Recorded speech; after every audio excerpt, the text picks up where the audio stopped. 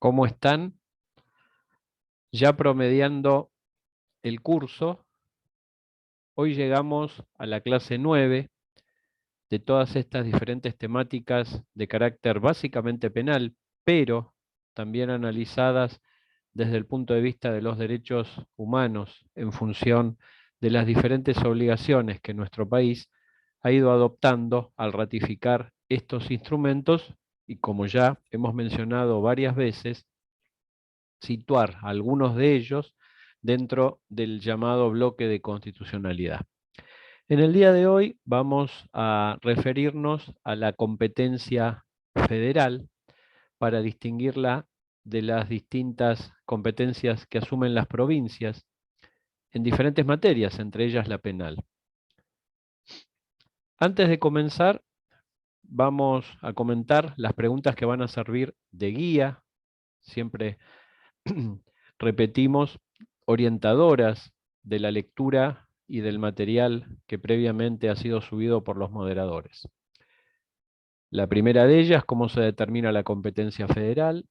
La segunda, comentar 3 ejemplos, 3 situaciones que son captadas por esta competencia. Y finalmente, el específico caso de los secuestros extorsivos y eventualmente también secuestros express, que no son lo mismo, pero ya nos vamos a referir más adelante. En primer lugar, en derecho en general se distingue respecto de jurisdicción y competencia, antes de entrar en la competencia federal. En realidad, la jurisdicción es el poder que tiene todo juez de asumir sus obligaciones en función de conocer en un determinado proceso y dictar una sentencia en función de la prueba realizada por las partes. Pero cuando hablamos de competencia, se dice que la misma es la medida de la jurisdicción, porque si bien alguien puede ser juez y en consecuencia solucionar conflictos en nombre del Estado, cuando hablamos de la competencia preguntamos en qué tipo de casos, qué tipo de conflictos puede llegar a intentar solucionar cada magistrado. Entonces es así que encontramos a la competencia en cuestiones de naturaleza civil y comercial, o en cuestiones de familia, o en cuestiones laborales, y por supuesto, en cuestiones penales. Entonces, así puede entenderse por qué la competencia es la medida de la jurisdicción. Soy juez, puedo solucionar conflictos, pero solo en materia de familia, o solo en materia laboral. Mi competencia es en estas materias referidas. Cuando hablamos de determinar la competencia federal, bueno, lo remarcamos o lo recordamos, las provincias conservan todo el poder no delegado a la nación, al Congreso Nacional. Esto está determinado, entre otros artículos, específicamente en el artículo 5 de la Constitución Nacional, donde se menciona que las provincias se reservan la posibilidad de organizar su propio sistema de justicia y seguridad. Dentro de esta perspectiva, la nación, el Congreso Nacional, determina en función de la delegación que hace cada provincia cuáles cuestiones pueden ser tratadas a nivel nacional.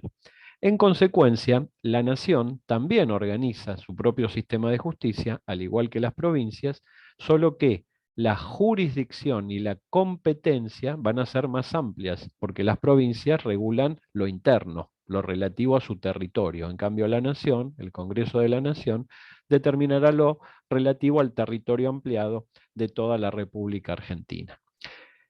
En este sentido, la competencia federal puede llegar a actuar en razón de una triple división. En razón de la materia, hay materias que son de estricta naturaleza federal, como las que vamos a ver, los ejemplos que vamos a referir algo más adelante, solamente ahora al efecto de que pueda pensarse en alguna temática de naturaleza federal. Mencionamos el contrabando, los delitos del llamado derecho de marcas, el narcotráfico, la falsificación de monedas. Ya nos vamos a referir dentro de unos minutos. Pero cuando el delito versa sobre estos objetos, pues entonces la competencia es en razón de la materia de naturaleza federal. En segundo lugar, la competencia federal, puede aplicarse en razón de la persona. Es decir, por determinadas cualidades, cargos, funciones que ocupa la persona, puede ser que los delitos que eventualmente se investiguen en referencia con esta persona directamente caigan bajo la órbita de la competencia federal. Podemos dar como ejemplo las causas relativas a cónsules extranjeros, es decir, aquellas personas extranjeras que están representando a su país. También, por supuesto, las causas relativas a embajadores, nada más que esas tramitan ante la Corte Suprema en forma directa. Ahora, también, y en tercer lugar, la competencia federal nace en función del territorio, es decir, hay determinados lugares que están previamente en conocimiento de las autoridades que son estrictamente de naturaleza o de competencia federal, como pueden ser los aeropuertos, por ejemplo, u otros diferentes territorios en la República Argentina que se ha delimitado previamente que lo que allí ocurra, el derecho penal es derecho territorial, va a recaer en la competencia de la justicia federal. Pasamos, en segundo lugar, a comentar, simplemente a modo de ejemplo, algunos casos que tienen que ver con la competencia federal, que quedan atrapados, en razón de la materia precisamente, bajo la competencia federal. En primer lugar, el régimen penal tributario. Los tributos que impone el Congreso son de aplicación en todo el territorio, por lo tanto, las agencias recaudadoras son nacionales y los incumplimientos y eventuales delitos que puedan suceder en función de las normas penales tributarias, bueno, van a caer bajo la órbita federal. También el delito de contrabando, que eventualmente puede ser contrabando interprovincial, pero ciertamente el contrabando nace como un delito interjurisdiccional, es decir, que afecta dos o más jurisdicciones e históricamente esas jurisdicciones son jurisdicciones estatales. Por lo tanto, todo caso que involucra la presencia de un representante de otro estado, lo dijimos hace unos minutos, implica precisamente la competencia federal, no provincial. También los delitos llamados del derecho de marcas, los delitos marcarios, hay una ley de marcas. Una marca es todo signo que sirve para identificar, bien sea un producto o bien sea un servicio dentro del mercado. Cuando alguien realiza una infracción a la ley de marcas, pues ese determinado delito cae dentro de la competencia federal. Haría una suerte de paréntesis en el delito de narcotráfico, porque si bien los delitos de narcotráfico podríamos decir a gran escala, y ya vamos a explicar por qué, hay una ley federal, una ley nacional que incumbe a todo el territorio en función de la persecución y de la erradicación del narcotráfico en nuestro país, vamos a ver también determinadas características de esa ley federal que le brinda ciertas atribuciones a las provincias, si es que éstas las quieren tomar, es una ley de adhesión, en referencia a perseguir el narcomenudeo o los delitos de narcotráfico de carácter menor. Ya nos vamos a referir más adelante. Pero en principio, la persecución del narcotráfico corresponde a la competencia federal. También la falsificación de moneda, por supuesto, porque es un delito que afecta el orden público del país. La trata de personas y el secuestro extorsivo, no el secuestro express en principio, ya vamos, la última de las cuestiones que vamos a ver hoy diferencia entre los mismos, pero sin embargo eh, comenta el protocolo de actuación de la policía de la provincia. Y la trata de personas es básicamente uno de los llamados delitos internacionales, delitos transfronterizos. Muchas veces son personas que son capturadas, secuestradas en otros países y traídas al nuestro a fin de, bueno, básicamente la trata de personas tiene el objetivo del trabajo esclavo o el trabajo sexual. En ambos casos son delitos que hasta podríamos llamar, porque así se está intentando caracterizarlos como son verdaderos delitos internacionales y se está tratando de caracterizarlos, aunque todavía no se ha logrado, de una suerte o una modalidad más de crimen de lesa humanidad. También los delitos contra la administración pública nacional, otra de las situaciones como la falsificación de moneda en la cual está en juego el perjuicio público, el perjuicio al orden y a la administración pública, por lo tanto son jueces federales los que intervienen en este tipo de delitos. Los delitos de lesa humanidad podríamos ser más amplios y hablar de los crímenes internacionales en el sentido de aquellos delitos reconocidos por el Estatuto de Roma, que es este estatuto, este tratado, es el que crea la Corte Penal Internacional, de la cual Argentina es parte desde su mismo nacimiento a principios de este siglo XXI. Y la Corte Penal Internacional juzga tres tipos de delitos. Hay un cuarto que aún todavía, bueno, si bien ha sido definido hace pocos años atrás, ha sido tipificado hace pocos años atrás, todavía no ha tenido una sentencia una sentencia en el desarrollo, en el trabajo de la Corte Penal. Pero es bueno aclarar que la Corte juzga delitos cuando los estados no quieren o no pueden llevar adelante una investigación seria para luchar contra la impunidad y sobre todo que juzga delitos cometidos por personas, no por estados. Por lo tanto, la Corte entra a jugar, entra en conocimiento de una situación cuando el Estado no ha eh, realizado justicia en el caso y no ha generado esa reparación que necesitan las víctimas. Estos delitos que contempla la competencia de la Corte son básicamente los delitos tradicionales que existen desde Nuremberg en adelante. Esto es, en primer lugar, los crímenes de guerra, en segundo lugar, los crímenes de lesa humanidad o crímenes contra la humanidad, en tercer lugar, un crimen que nace poquito después de Nuremberg, pero que de alguna manera entró en Nuremberg dentro de los delitos de lesa humanidad, el genocidio. Y en cuarto lugar, el delito de agresión, que es el de más reciente tipificación, hace pocos años que se tipificó, el de agresión cometido por algún funcionario o agente público. Básicamente, estos delitos son de competencia federal. También el lavado de activos de origen ilícito, la idea, volvemos nuevamente a la idea de la corrupción como la corrupción política como un crimen internacional, porque en realidad más allá de afectar económicamente al erario público, afecta a la democracia, sobre todo cuando los acusados y eventuales responsables son funcionarios públicos dentro de un sistema democrático de gobierno.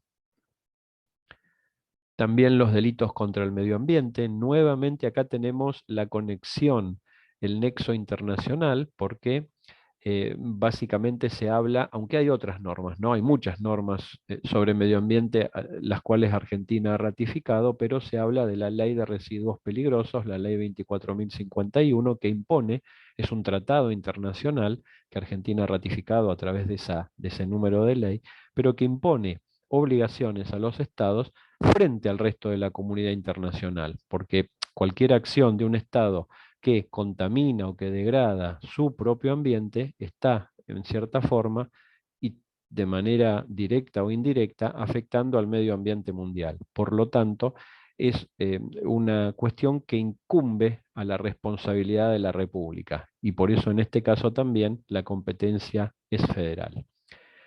Y el último, bueno, esta es otra de las conductas típicas antijurídicas y culpables, el delito de terrorismo, que tiene una conexión directa con los delitos internacionales, ya que es otra de las figuras que se está intentando que formen parte de los delitos internacionales que eventualmente juzgue la Corte Penal Internacional. No está incluido, no es parte de los crímenes de lesa humanidad o no tiene un carácter autónomo en el sistema internacional por el momento, pero la mayor parte de los estados, sobre todo desde los ataques a las Torres Gemelas, han ido tipificando la figura del terrorismo y sobre todo la financiación del terrorismo, porque no habría este tipo de actos si no tuvieran una logística, las células terroristas, que permitieran llevarlos a cabo. Entramos ahora a conocer dos situaciones especiales, la de narcotráfico y la del secuestro extorsivo, que están muy bien comentadas en la lectura que ustedes tienen. Simplemente la idea ahora es irlas desarrollando en forma lineal, avanzando tal cual la lectura lo hace, para que después la lectura sea de más fácil comprensión. En principio, el narcotráfico está captado por esa ley. Y en general, solamente para que lo sepan, cuando la ley pasa de veintitantos, 26, 27 mil, ya estamos hablando de una ley nacional, porque la provincia no tiene un número tan amplio. Y cuando hablamos precisamente de una ley que ande por el 13 o 14 mil o 15 mil, bueno, ya estaremos en la provincia de Buenos Aires. Entonces, esa ley es una ley nacional que, por lo tanto, es de aplicación en toda la jurisdicción de la República Argentina. Sin embargo, esta ley nacional es de un tipo especial de ley. Hay muchas otras, la ley de ambiente también, por ejemplo, que son llamadas leyes de adhesión. Las leyes de adhesión son leyes que dicta el Congreso Nacional, estableciendo una suerte de marco regulador general para toda Argentina, y a su vez permite a cada una de las provincias adherir a la misma, es decir que toma el contenido de esa ley, pero le añade alguna particularidad propia y por lo tanto legisla también sobre la cuestión. Es una suerte de competencias compartidas. No ha sido enteramente delegada a la nación, no se la reserva enteramente. Ambos congresos, ambos entes, el nacional y el provincial, ambos gobiernos legislan sobre la misma, el mismo tema. Entonces, la ley es de alguna manera complementada por la provincia de Buenos Aires a través de este número 13.392. Vamos a ver luego por qué, para qué. Esta ley, la ley 13.392, posibilita que se asuma, la provincia de Buenos Aires asuma la competencia para investigar y perseguir delitos relacionados con la venta y distribución en menor escala de estupefacientes. Fíjense, menciona, cuando se comercie, entregue, suministre o facilite estupefacientes fraccionados en dosis destinadas directamente al consumidor. La idea básica es quitarle a la competencia, a la justicia federal, una multiplicidad de microcasos que en general las políticas recientes intentan tratar a la persona adicta y no criminalizarla. En segundo lugar, estamos dentro del campo de los secuestros extorsivos, y ahí la lectura desarrolla básicamente el comentario del protocolo que existe en la provincia de Buenos Aires, y los slides que siguen precisamente dan cuenta de esa serie de pasos en el procedimiento y algunos comentarios relativos a lo que se estima importante. Bueno, el primer punto es cómo llega a conocimiento de la autoridad la existencia de un secuestro extorsivo, que en principio, y es bueno decirlo, diferenciamos de la modalidad que ha nacido hace unos años del secuestro express, que es cuando los delincuentes capturan a alguien en la vía pública o en algún lugar privado, y lo llevan recorriendo cajeros o lugares para poder sacar plata de los mismos, y luego liberan a la persona. Lo que aquí trata y lo que es de competencia federal son los secuestros extorsivos, y el protocolo precisamente trata principalmente de ellos. Por medio de este número de resolución, que es de hace 15 años, se aplica un protocolo de respuesta, que es lo que habíamos comentado y pasamos a tratar. Bueno, el objetivo básico del protocolo es precisamente priorizar lo fundamental, lo que no retorna, lo que aunque se resuma en una indemnización, es casi imposible de indemnizar, que es la vida de él o de los cautivos. Y eventualmente, y en segundo lugar, evitando que la acción policial, producido el hecho, agrave la situación, por supuesto.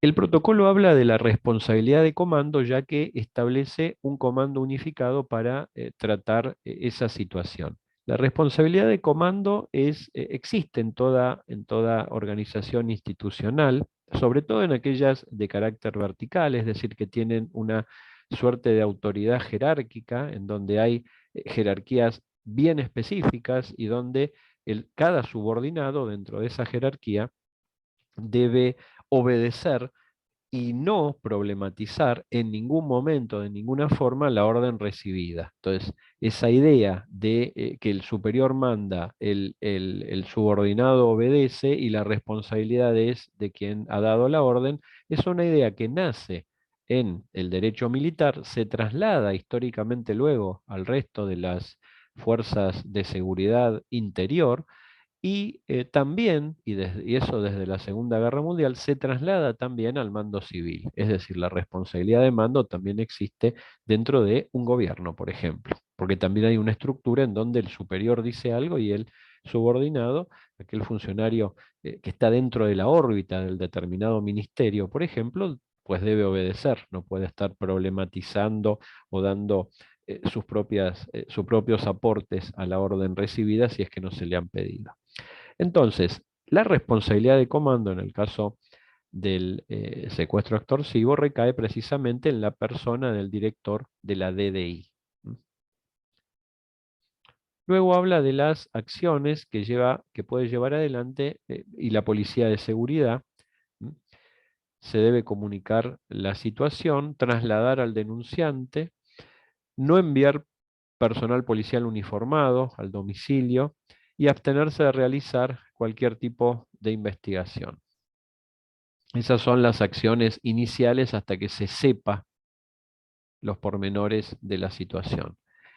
El director de la DDI va a trabajar junto con el jefe departamental, quien va a coordinar la distribución, ubicación y utilización de los medios que tenga a su alcance con el mismo, que como ya dijimos es el director de la DDI es quien comanda la operación. En cuanto a la orientación que debe proveer la policía, bueno, el protocolo menciona, por supuesto que cada situación es casuística, pero el protocolo menciona que debe constituirse en la casa de la familia de la víctima. La función principal es básicamente investigativa y asesorar, perdón, al grupo familiar en ciertas cuestiones. No obstante esto, es por supuesto la familia quien tiene la última decisión porque la vida del familiar es quien está en juego. Por ejemplo, asesorar en cómo y de qué forma atender los llamados que reciba solicitando eventualmente el dinero. También hay un grupo de contención, por supuesto, que va a depender del jefe, del director de la DDI, que está integrado por profesionales de salud mental y salud física. Esto es bueno recordarlo, es decir, no significa que el secuestro dure unas horas o dure un día. A veces sí, pero también puede prolongarse en el tiempo. Y esta prolongación del mismo implica un enorme desgaste, tanto físico como mental, lo que puede llevar a producir errores y por supuesto que el personal policial debe rotarse. El delito de secuestro, como la desaparición forzada de personas, es, por supuesto que es de los peores delitos, porque la víctima nunca deja de serlo hasta que aparece. Y sobre todo en la desaparición forzada, cuando la víctima desaparece y ya nada más se sabe, ni siquiera su cuerpo es hallado, eh, se lo llama un delito continuo. Por lo tanto, el delito concluye cuando el secuestrado es devuelto, recupera su libertad, o el desaparecido es hallado o hallado su cuerpo. Y esto implica que cualquier eventual prescripción del delito comienza a correr en este momento, ¿tá? En el momento en que aparece y no cuando el delito se comete. Se entiende que el delito se está cometiendo todos los días en la medida que la víctima no recupere la libertad. Y el grupo de contención también, bueno, tomará contacto con la víctima directa una vez liberada a fin de evaluar las consecuencias médicas. Acá es bueno decirlo también que en este tipo de delitos, dijimos, secuestro, extorsivo y la desaparición forzada, la víctima directa es la persona, por supuesto, que ha sido retenida, privada de libertad en contra de su voluntad. Pero también se reconoce el derecho, reconoce como víctimas indirectas. Y hasta hubo algunos fallos que han reconocido a la calidad de víctimas primarias, de víctimas directas del mismo, a los familiares, al menos los familiares directos, por, por derecho propio, autónomos. Ellos no pierden su libertad mientras el familiar está, por supuesto, retenido, desaparecido, pero sufren por derecho propio su propio dolor. Y ha habido fallos nacionales e internacionales que han reconocido a los mismos, a los familiares directos al menos, el cónyuge, es decir, una esposa o esposo, los hijos, los padres, familiares directos, ha reconocido su calidad de víctimas de estos delitos, ¿no? Sobre todo de desaparición forzada de personas. También habla el protocolo de una mesa de crisis que está compuesta por los diferentes funcionarios que ustedes están leyendo en el slide, para quien no tiene una visión, es decir, que está trabajando con un celular, los menciono rápidamente: el agente fiscal federal, el director de la DDI, el jefe de Policía de Seguridad Departamental, el subdirector de la DDI, el jefe de operaciones de la DDI, el jefe de zona vial, el delegado de reunión de información de Policía Científica Policía Científica, perdón. La finalidad de esta mesa de crisis es agilizar todos los trámites que sean necesarios para, bueno, llegar a buen puerto. Y reunir, por supuesto, la información que se va recabando. Entre las recomendaciones generales que establece el protocolo, es decir, la idea fundamental, y volvemos al principio del mismo, es preservar la vida de la persona, de la víctima cautiva, y la idea básica es no reemplazar a los familiares de la víctima. Muy bien, dicho esto, nos organizamos en función de dos objetivos nosotros. El primero de ellos es comenzar a trabajar con la lectura, y el segundo, comenzar a estudiar en función de la clase 10, que es la semana próxima, y en donde se van a evaluar los 9 diferentes contenidos. Muchas gracias. Hasta luego.